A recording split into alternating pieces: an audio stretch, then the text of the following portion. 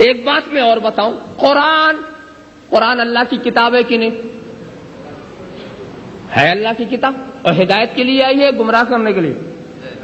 تہذیب و اخلاق کی کتاب ہے، مگر میں تمہیں یقین دلاتا ہوں، وقت تھوڑا اشارہ کر کے گزر جاؤں گا، سمجھتے رہو، غور کرتے رہو، یہی قرآن تم کسی دہریہ سے پڑھو دہریہ ہو جاؤ گے، یہی قرآن کسی قادیانی سے پڑھو قادیانی ہو جاؤ گے، یہی قرآن کسی رافضی سے پڑھو رافضی ہو جاؤ گے، یہی قرآن کسی خارجی سے پڑھو خارجی ہو جاؤ گے، یہی قرآن کسی معتزلی سے پڑھو معتزلی ہو جاؤ گے، یہی قرآن کسی قدری اور جبری سے پڑھو تو قدری اور جبری ہو جاؤ گے، یہی قرآن کسی منکر خدا سے پڑھو تو منکر خدا ہو جاؤ گے، اور یہی قرآن کسی عاشق رسول سے پڑھو تو عاشق ہو جاؤ گے۔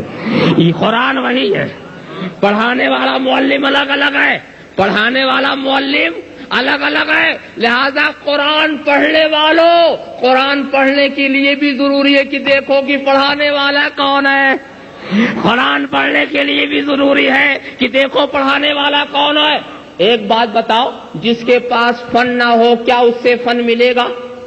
جس کے پاس ہنر نہ ہو کیا اس سے ہنر ملے گا؟ جس کے پاس علم نہ ہو کیا اس سے علم ملے گا؟ جس کے پاس دولت نہ ہو کیا اس سے دولت ملے گی؟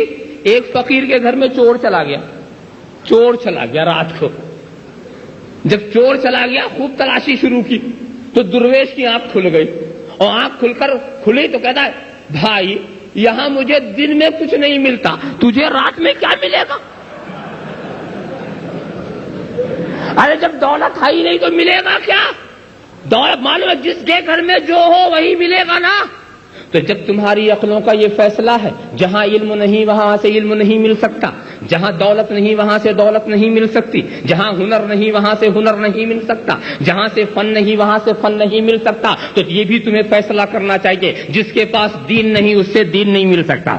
جب ہائی نہیں تو دے گا کہاں سے؟ اللہم صلی علی سیدنا مولانا محمد وعلی آل سیدنا مولانا محمد کما تحب و ترغب ان تصلی علیہ۔ اور ایک دوسری بات بھی تیزی سے میں کہہ دوں، 10 سال میں نے اپنے مدرسے میں فلسفے کی کتابیں پڑھی ہیں، 10 سال۔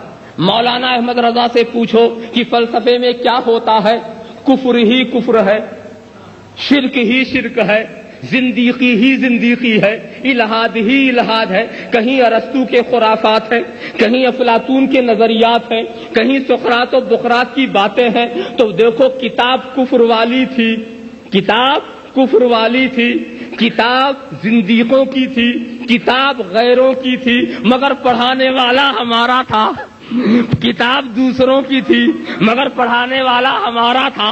تو الحمدللہ 10 سال میں نے فلسفہ پڑھا، مگر نہ زندیق ہوا، نہ ملحد ہوا، نہ کافر ہوا، نہ مشرک ہوا، نہ خدا سے غافل ہوا۔ بات یہ ہے کتاب ان کی تھی، پڑھانے والا ہمارا تھا۔ تو پڑھانے والا پہلے کتاب کو مسلمان بناتا تھا پھر پڑھاتا تھا، پڑھانے والا پہلے کتاب کو مسلمان بناتا تھا پھر پڑھاتا تھا۔ تو غیروں کی کتاب بھی تم اگر اپنے عالم سے پڑھو گے تو گمراہ نہ ہوگے، اور خدا کی کتاب غیروں سے پڑھو گے تو بھٹک جاؤ گے۔ اللہم صلی علی سیدنا مولانا محمد وعلی آل سیدنا مولانا محمد کما تحب و ترغب ان تصلی علیہ۔ لہذا معلم کو دیکھنا ضروری ہے کہ سکھانے والا کون ہے، پڑھانے والا کون ہے۔ پہلے معلم کو دیکھو، یہی لوگ نہیں کرتے، کہتے کیا حرج ہے میاں قرآن پڑھنے میں، کیا حرج ہے؟